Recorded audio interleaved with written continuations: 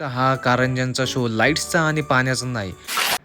भाई याला ground floor आणि फर्स्ट फ्लोअर कळत नव्हता. हा ग्राउंड फ्लोअरला येऊन थांबलाय. लहानपणी मी नेहमी मावशीकडे मामाकडे मुंबईला जायचो, पण ह्यावेळी 8 वर्षानंतर चक्क मी मुंबईला आलो, ते पण बाईकवर. कारण आपली मेट्युअर बाईक लांब जर्नीसाठीच बनलेली आणि इथली सगळ्यात खास भेट म्हणजे आपली शेलार भाऊ सोबत झाली. तर हा भाऊ आपल्याला 5 वर्षांपासून कंटिन्यू सपोर्ट करतोय आणि तो स्वतः सुद्धा एकदम खतरनाक रोस्टर आहे.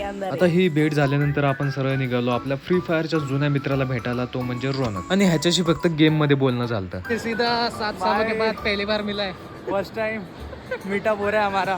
त्यानंतर आपण प्रोटीन कॉफी आणि बर्गर घेऊन आपण निघालो पुढच्या मार्गाला. हा आहे ठाण्याचा एक फेमस लेक, जे की आपला मावस भाऊ आपल्याला इथे घेऊन आलता. हा ठाणे सिटी मधलं थोडंसं जरा निवांत जागा म्हणजे हा तलाव आहे. इथे पाहण्यासाठी खूप भारी भारी सिनरीज आहे. इथं जर पोरी आल्या तर 50-60 फोटोज असेच निघून जातात. आणि सगळ्यात स्पेशल गोष्ट इथली म्हणजे इथल्या कारंज्यांचा शो. आणि फक्त हा कारंज्यांचा शो लाईट्सचा आणि पाण्याचा नाही, तर इथे प्रोजेक्टर लावून आपल्या ऐतिहासिक गोष्टी सुद्धा दाखवल्या जातात. आणि रोनक सोबत आपण खारघरचे सर्वात मोठे इस्कॉन टेम्पल सुद्धा एक्सप्लोर केले.